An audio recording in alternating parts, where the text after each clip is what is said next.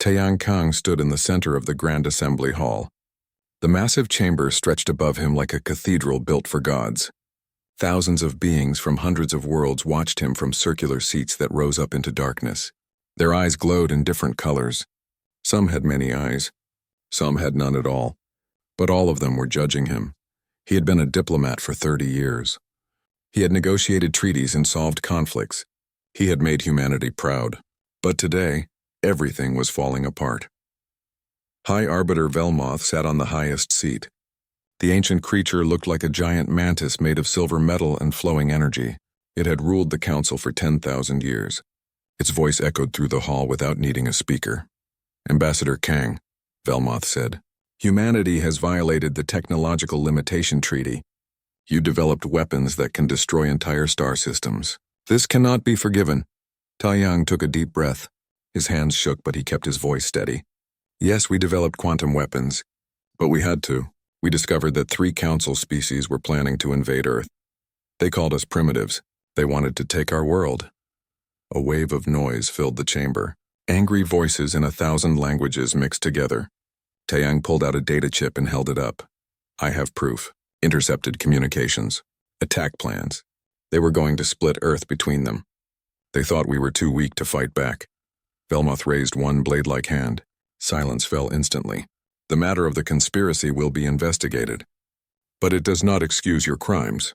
The treaty exists to prevent chaos, to prevent war. You humans always think rules do not apply to you." "We only wanted to defend ourselves," Taeyang said. His voice was getting louder now. Anger was replacing fear. 75 years we have been part of this council. We followed every rule. We paid every tax. We sent our children to your schools. And still, you saw us as nothing. As animals pretending to be civilized." Velmoth's eyes glowed brighter. "You are children. Your species is barely 300,000 years old. We have civilizations that have existed for millions of years.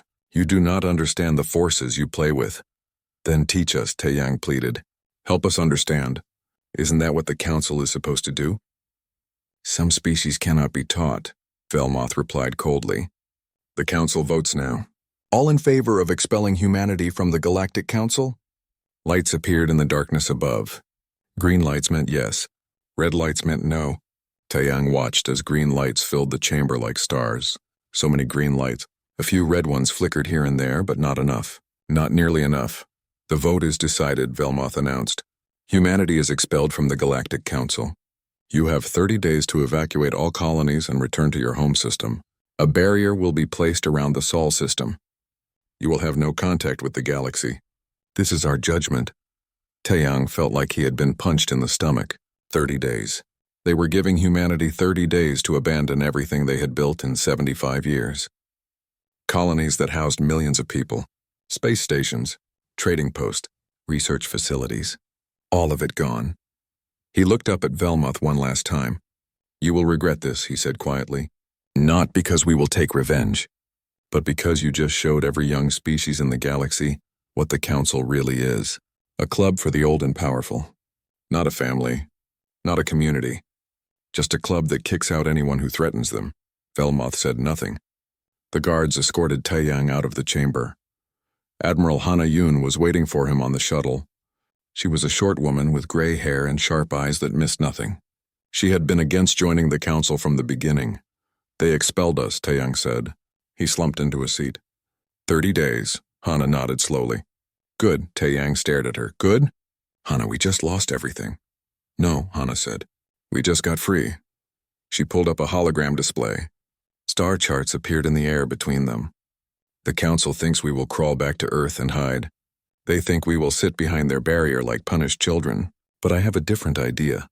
The star chart showed regions of space marked in red, areas that no council species ever visited. "The dark regions, you want us to go there?" Taeyang asked. "Hana, those regions are forbidden for a reason. The laws of physics don't work properly there. Ships disappear. Entire expeditions have been lost." "Expeditions from species that are old and comfortable," Hana said. "Species that haven't had to adapt in a million years. But humans? We are good at adapting. We came from caves to spaceships in 10,000 years. We can handle a little weird physics." Taeyang shook his head. "The Premier will never agree to this. It's suicide. Let me talk to the Premier, Hana said. You did your job. You tried to make peace. You tried to make them see reason. Now let me do my job. Premier Daeho Im sat in his office on Earth, watching news reports of riots. People were angry and scared. 3 billion humans lived in space now. Moving them all back to Earth in 30 days was impossible. Dr. Minho Park sat across from him. The young scientist looked exhausted. His quantum weapon research had caused this whole disaster. But it had also been necessary. We have two choices, Minho said. We can go back to Earth and accept the barrier, live in isolation, or we can run, Daeho finished. Hana has been talking to you too, I see. Minho nodded. I've been studying the dark regions. The data the Council has is thousands of years old. Their ships couldn't handle the quantum fluctuations, but our technology is different, newer, more flexible. I think we can make it work, you think, Daeho said. How many people will die because you think? How many will die behind that barrier? Minho replied. Premier, if we go back to Earth, we will be trapped. Forever. The Council will forget about us. In 100 years, maybe 200, someone will come to check on us. They will find a species that has stagnated, that has stopped growing. We will become exactly what they think we are. Primitives. Daeho stood and walked to his window. He could see the city below. Millions of people going about their lives. They trusted him to protect them, to lead them. And now he had to make a choice that could kill them all or save them all. Call a vote, he said finally. Every colony, every station, every ship. Everyone gets to decide. This is too big for one person to choose. The vote took 3 days. When it was done, the result was clear. 62% wanted to risk the dark regions. They would rather die trying to be free than live safely in a cage. Daeho made the announcement himself. Humanity would evacuate as ordered. But they would not return to Earth. They would venture into the unknown. They would find a new home or die trying. The Council received the message with shock. Felmoth himself called Daeho. You are condemning your species to death, the High Arbiter said. The dark regions will destroy you. Maybe, Daeho replied. But we will die free. And if we survive, we will remember that the Galactic Council abandoned us. We will remember that when you needed us to stay weak, you locked us away. And we will never forget. He ended the call. The Great Exodus was about to begin. In 30 days, 10,000 ships would leave Council space forever. 3 billion humans would risk everything for freedom. And the galaxy would forget about them. But 50 years later, the galaxy would desperately need them. And humanity would be very different from the species that left. Captain Jiwoo Song watched the cargo bay doors close on the last container. Her ship, the Indomitable Spirit, was now carrying 50,000 people and everything they owned. The massive colony vessel was one of the largest ships humanity had ever built. Today it felt too small. All sections report ready, her first officer said. We can launch on your order. Jiwoo looked at the screen showing her passengers. Families huddled together. Children crying. Old people staring at nothing. They had left their homes, their farms, their businesses. Everything they had built in the colonies was gone. And now they were trusting her to take them somewhere safe. The problem was that nowhere was safe where they were going. Send the ready signal, Jiwoo said. We launch with the rest of the fleet. Admiral Hana Yoon stood on the bridge of the flagship Unity. Around her, holographic displays showed all 10,000 ships of the Exodus fleet. Military vessels, colony ships, cargo haulers, mining platforms, even old cruise ships that had been converted to carry refugees. Everything that could fly and hold people was part of the fleet. But the fleet was more than just people and ships. Hidden among the cargo were entire factories, mining equipment, 3-dimensional printers that could build almost anything, genetic banks with seeds and animal DNA, cultural archives with every book and movie humanity had ever made. They were taking their entire civilization with them. Admiral, her tactical officer said, Council observers are signaling. They want to inspect the cargo manifests again. Hana smiled coldly. Tell them we already submitted everything. If they want to delay us, we'll miss the launch window. Then we will have to stay in Council space longer. I doubt the Council wants that. The Council observers backed off. They wanted humanity gone. They were not going to slow down the Exodus by being difficult. That was their mistake. They saw evacuation. Hana saw the complete relocation of an industrial civilization. Every colony had been stripped down to bare rock. Every space station had been dismantled. Even the asteroid mines had been packed up and hauled away. When humanity left, they took everything that could be moved. "All ships report ready," the communications officer announced. Hana took a deep breath. This was it, the moment that would define humanity forever. "Open a channel to all ships," she ordered. Her face appeared on screens throughout the fleet. 10,000 ships, 3 billion people, all watching her. "Today we leave everything we know," Hana said. "The Council has cast us out. They think we will die in the dark regions. Maybe they are right. Maybe we will not survive. But I promise you this. If we do survive, we will build something greater than anything the Council has ever seen. We will be free. We will be strong. And we will never bow to anyone again. All ships jump on my mark. 3, 2, 1, jump." The fleet disappeared in flashes of light. The largest exodus in human history had begun. The first week was normal. The fleet traveled through familiar space, following routes that human ships had used for decades. Everyone was nervous but hopeful. Then they reached the edge, the boundary between normal space and the dark regions. Engineer Bora Che was working in the engine room when the ship started shaking. Alarms blared. Her screens filled with error messages. "Quantum drive is destabilizing," one of her team shouted. "The containment field is collapsing." Bora ran to the main console. The numbers made no sense. The quantum field that powered their faster-than-light drive was behaving wrong. It was like the laws of physics were different here, which, according to the old council reports, they were. "Shut down the primary drive," Bora ordered. "Switch to secondary systems." "Secondary systems are failing too," her assistant said. "Whatever is affecting the quantum field is affecting everything." Bora pulled up the theoretical models that Dr. Minho Park had sent to all the ships. He had predicted this. The dark regions operated on different quantum principles. Drives that worked in normal space would fail here. But Minho had also included modifications, experimental configurations that might work. Bora started implementing them, her fingers flying across the controls. She was basically rebuilding the engine while it was running. If she made one mistake, the containment field would collapse completely. The ship would be torn apart, sweat dripped down her face. The shaking was getting worse. She could hear metal groaning. People were probably screaming in the passenger sections. But she could not think about that. She had to focus. "Try it now," she said. The modified drive activated. For a moment, nothing happened. Then the shaking stopped. The alarms went quiet. The engine hummed smoothly.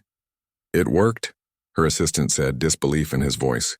The modifications actually worked. Bora sat down heavily.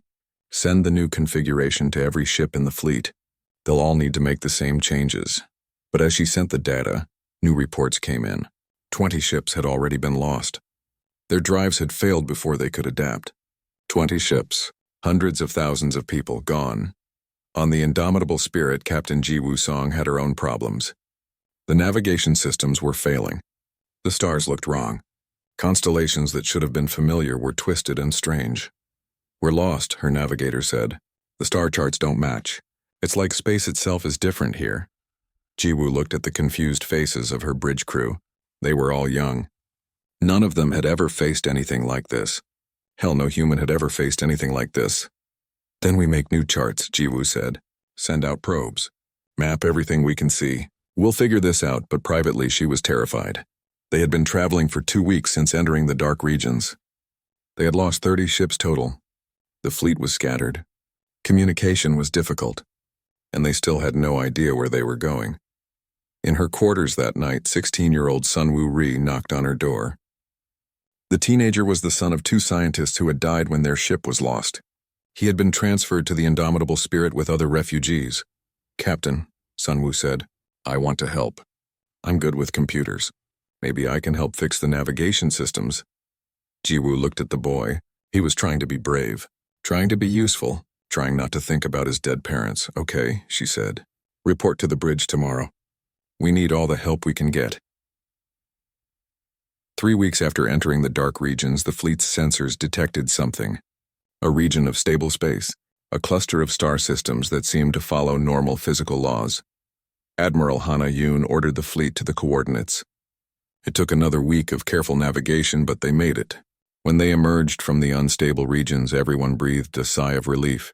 The cluster contained 47 star systems, planets, asteroids, resources, everything humanity needed to rebuild. The central star was a beautiful blue giant. Someone suggested they call it New Haven. The name stuck.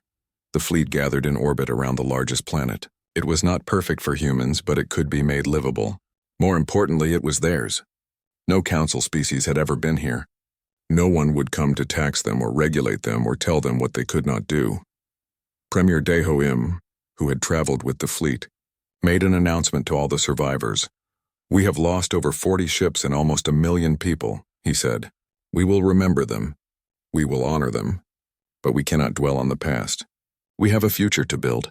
This is our home now, New Haven, and we will make it into something amazing." Construction began immediately. The mobile factories that Borachai had designed started building space stations. Mining ships began harvesting asteroids. Colony ships landed on planets and started setting up settlements. Everyone worked. Everyone contributed. There were no politicians or celebrities or rich people anymore. There were only survivors trying to build a new world. Young Sunwoo Ri worked with the navigation teams, helping to map the new systems. Captain Ji-Woo Song led exploration missions to find habitable planets. Engineer Borachai designed the infrastructure that would let millions of people live in space. And Admiral Hana Yoon looked back toward Council Space and smiled. They had done it. Against all odds, humanity had survived. Now they just had to thrive. Back in Council Space, High Arbiter Velmoth received reports that the human fleet had disappeared into the dark regions. His analysts predicted they would all be dead within a month. The human problem was solved. The galaxy could return to normal. Velmoth filed the reports and forgot about humanity. It was the biggest mistake he would ever make. 50 years had passed since the Exodus. Director Sunwoo Ri stood on the observation deck of the Nexus and looked out at the city in space. The massive station stretched for hundreds of kilometers in every direction. 50 million people lived here now. It was the capital of a new human civilization. Sunwoo was 66 years old now. He remembered being 16 on the Indomitable Spirit, scared and alone after his parents died. Captain Ji-Woo Song had given him a job, gave him purpose. He had spent 50 years working to build this new world, and now he led it. But the human civilization of New Haven was very different from the one that had left Council Space. "Director," a young officer said behind him, "Admiral Beck is here for the defense review." Sunwoo turned and smiled. Admiral Kyungmin Baek was 38 years old. She had been born during the Exodus. She had never seen Earth, never seen Council Space.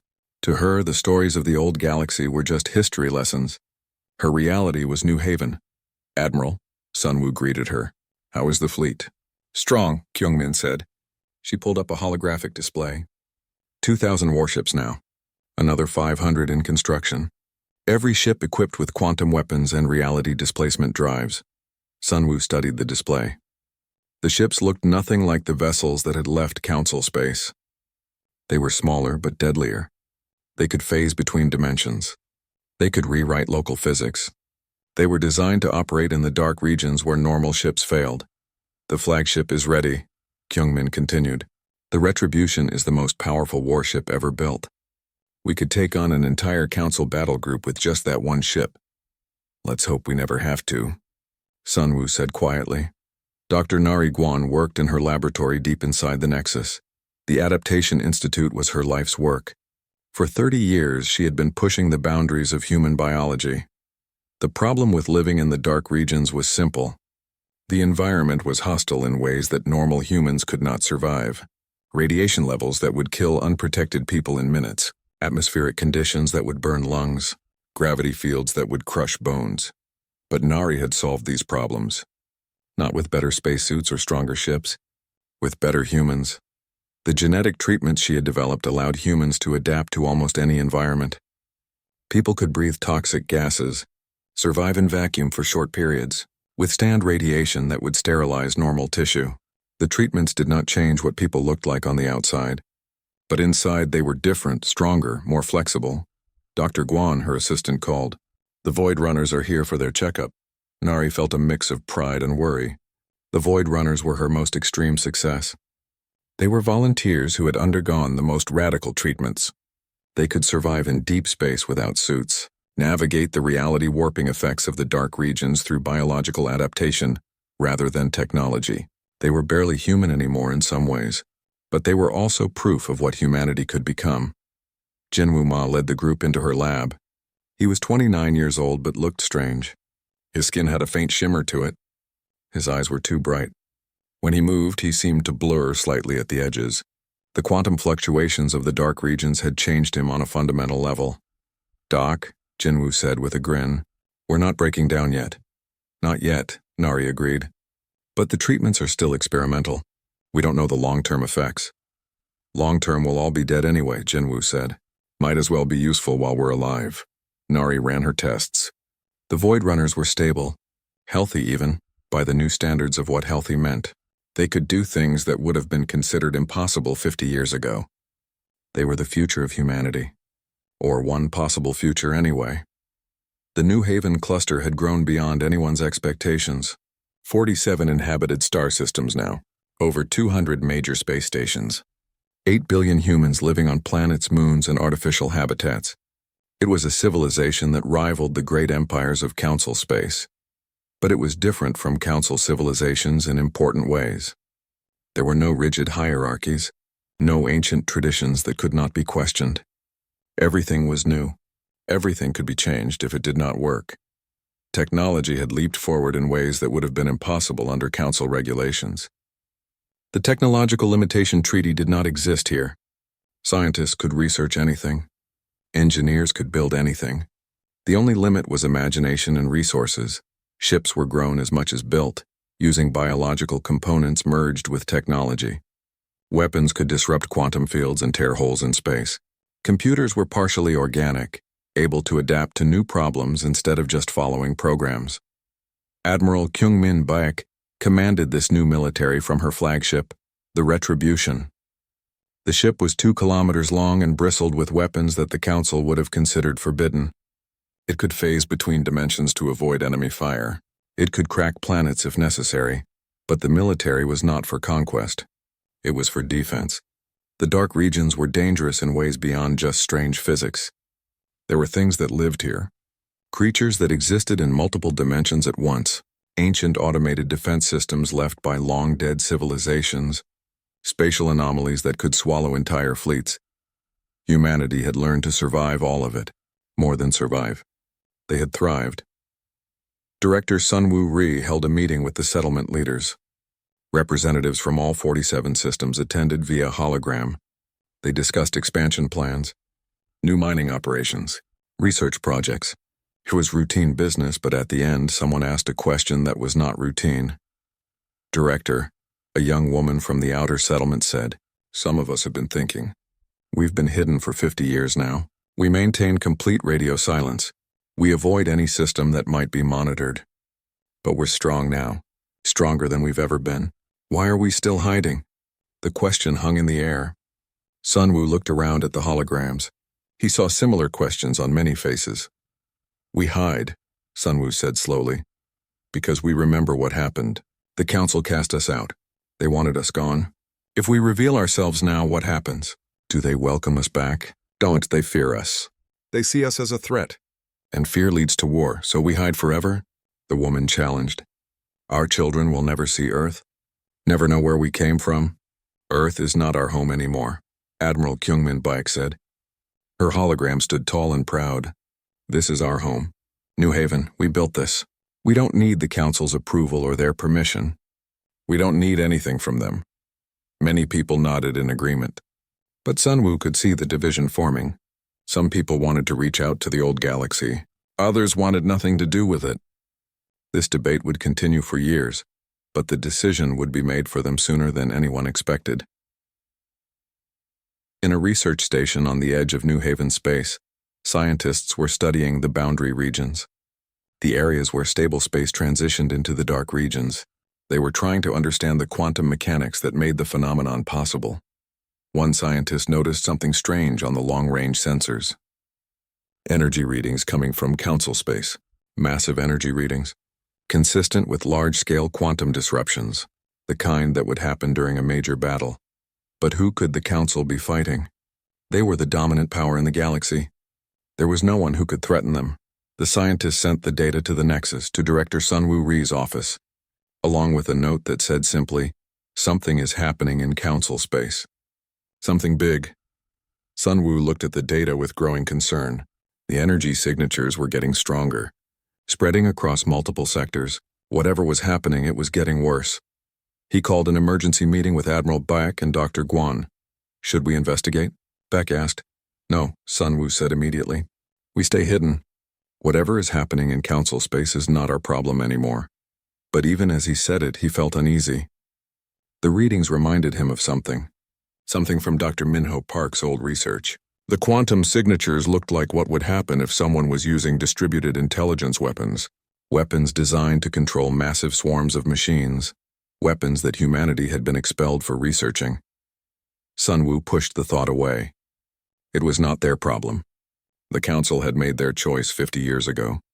Humanity had moved on, but in the back of his mind he wondered how long they could really stay hidden. And what would happen when the galaxy finally discovered that humanity had not died in the dark regions, that they had evolved into something the Council could never have imagined. High Arbiter Shenara had ruled the Galactic Council for 20 years. She was ancient even by the standards of the Arcanate species. She had seen empires rise and fall. She had guided the galaxy through crisis after crisis, but nothing had prepared her for this. The holographic display in the Council chamber showed the latest reports. 12 systems had gone dark in the last week. No communications, no ships, nothing. When scout vessels were sent to investigate, they found only empty space. The planets had been stripped clean. The stars themselves seemed dimmer. "It started 2 years ago," Fleet Commander Raltok said. His massive body was covered in scales and his voice rumbled like thunder. "A Council exploration ship found an ancient construct in the void between galaxies. Against all protocols, they activated it. What emerged?" Shenra asked, though she already knew the answer. "We call it the Scourge," Raltok said. "It is not a species. It is a swarm. Machines merged with organic components, self-replicating, controlled by a distributed intelligence. It consumes everything it touches and converts it into more of itself." Shenra studied the images. The Scourge looked like a dark cloud spreading across space. Where it passed, systems died. Stars were drained of energy.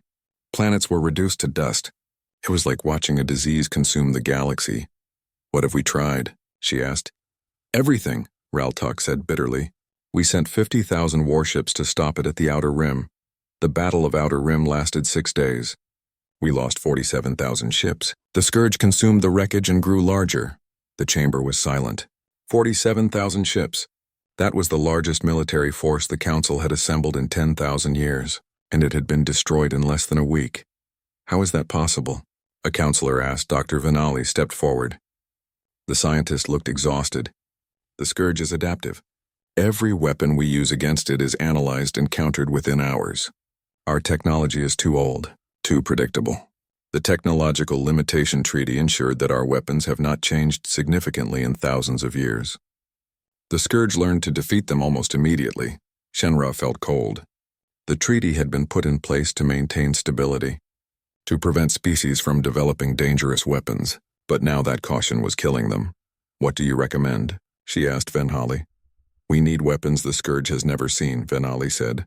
"Weapons it cannot predict or adapt to. We need innovation.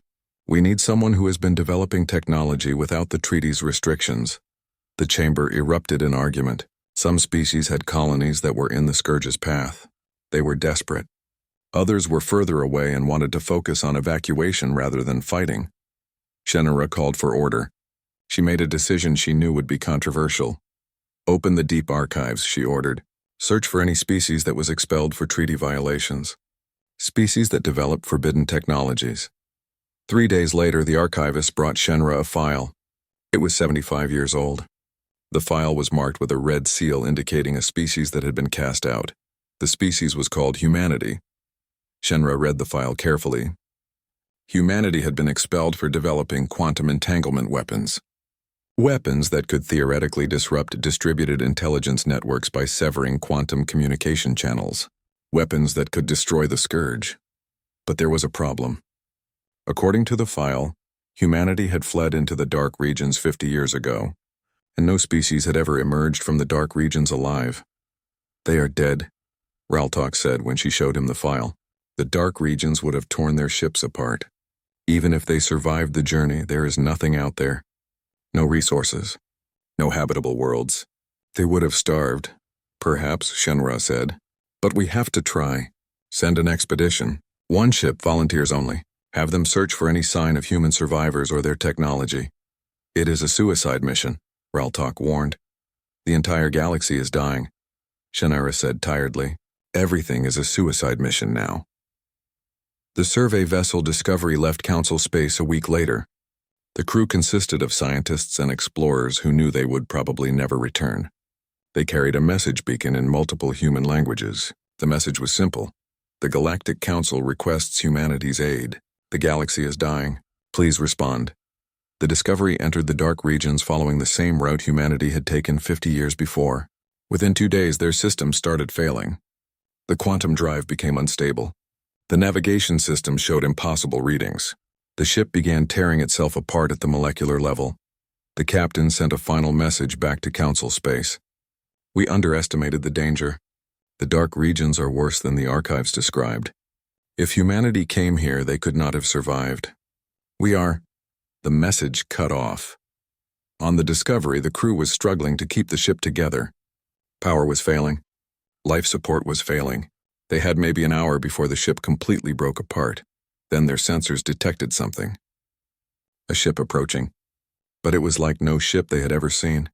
It seemed to phase in and out of existence. One moment it was there, the next it was somewhere else.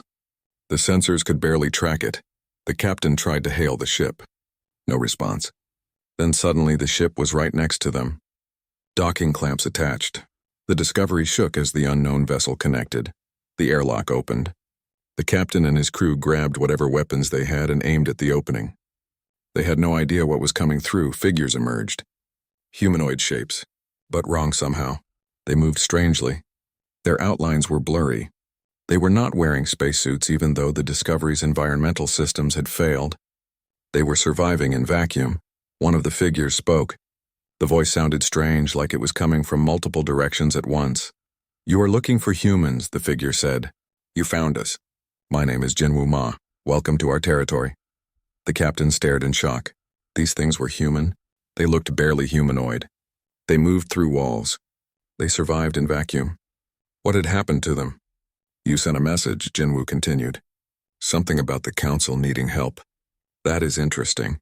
50 years ago, the council cast us out. Now you need us?" The captain found his voice.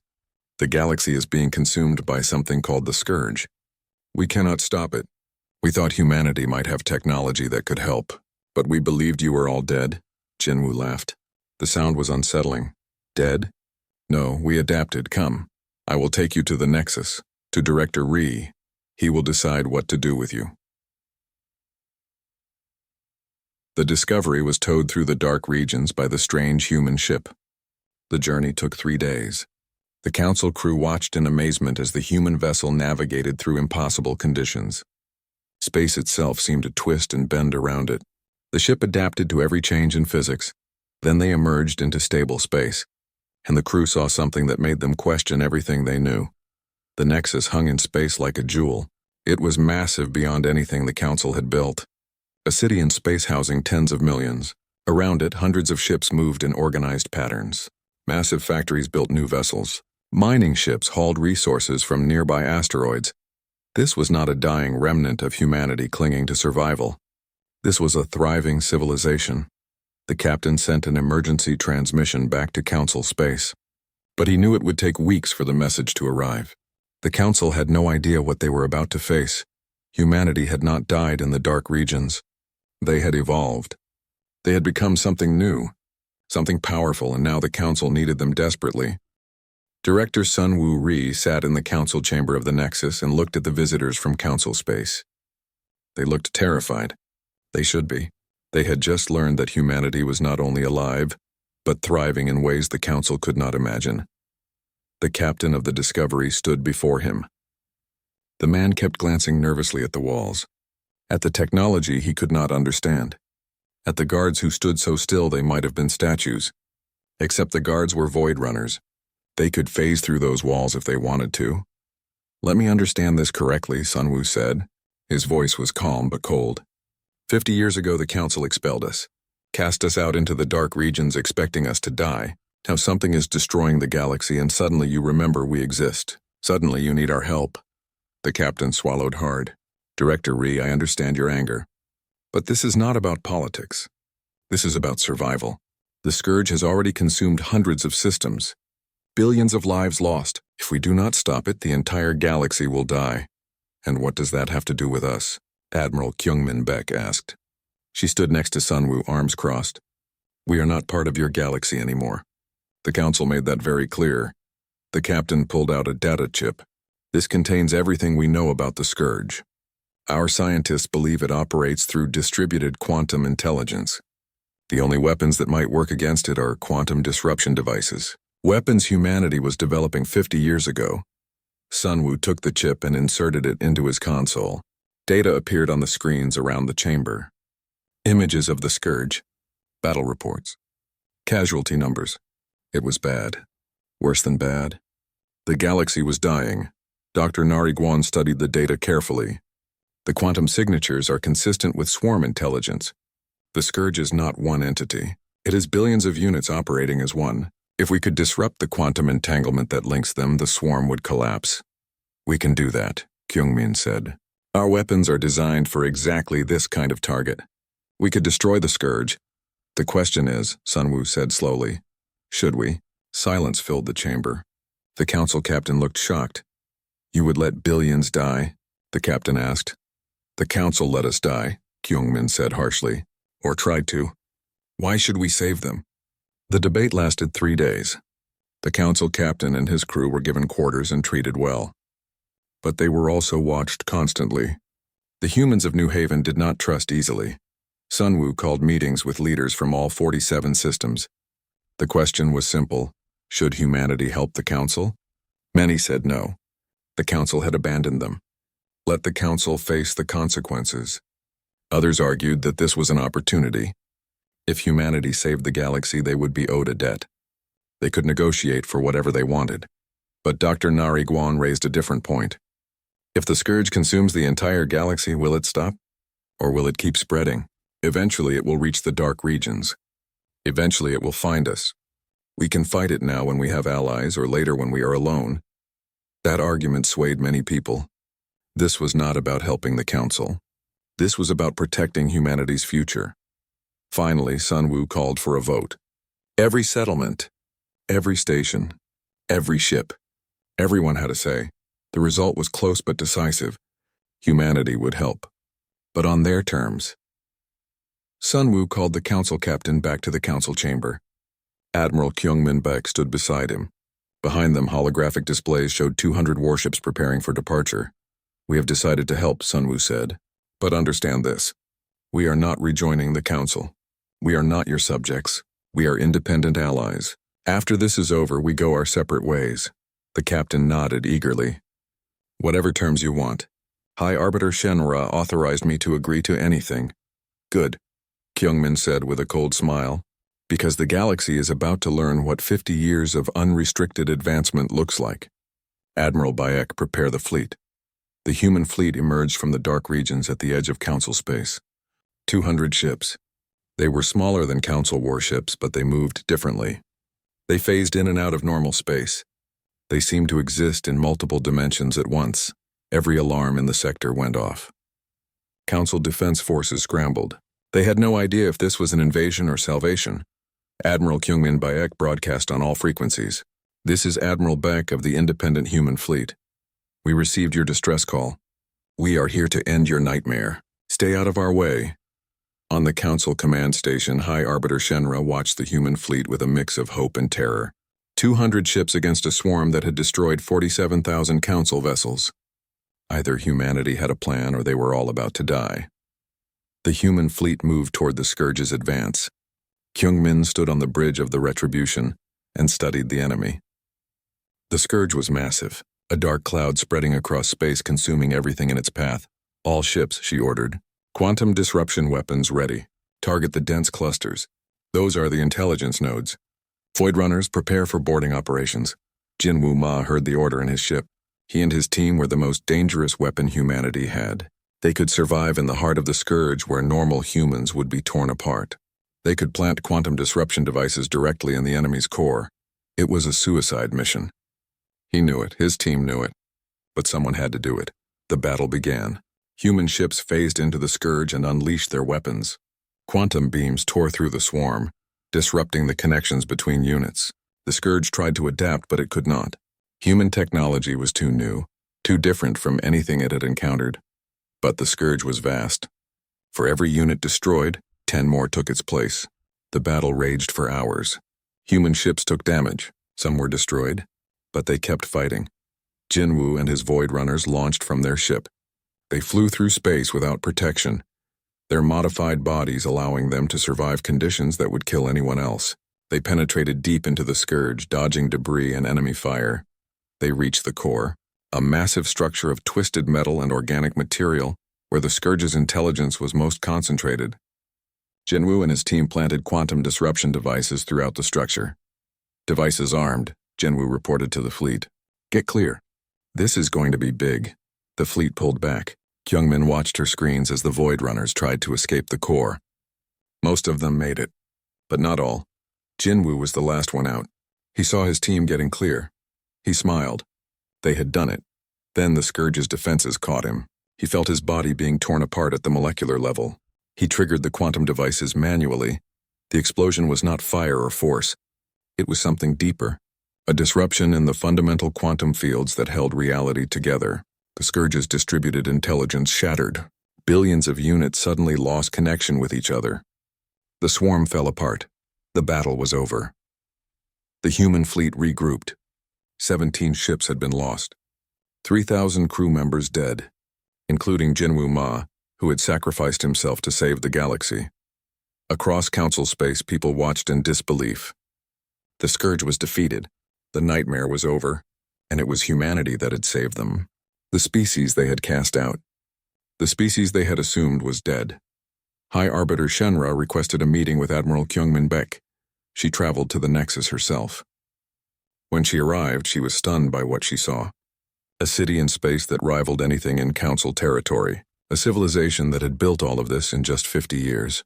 She met with Director Sun Woo Ri and Admiral Baek in the Council chamber. On behalf of the Galactic Council, Shenra said, I offer our deepest gratitude. You saved us when you had every reason to let us die.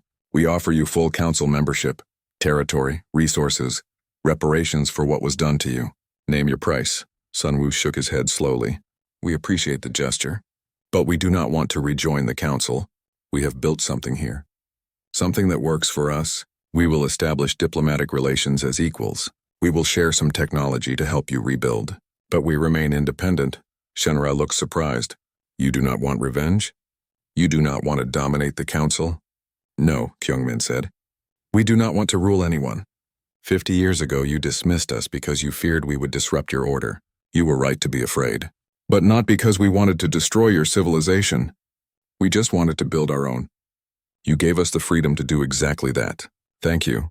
The human fleet departed a week later, returning to the dark regions. Council species watched them go with mixed feelings. Relief at their salvation, awe at what humanity had become, and fear of what came next. On the Nexus, Director Sun Woo Ri addressed the human population via broadcast.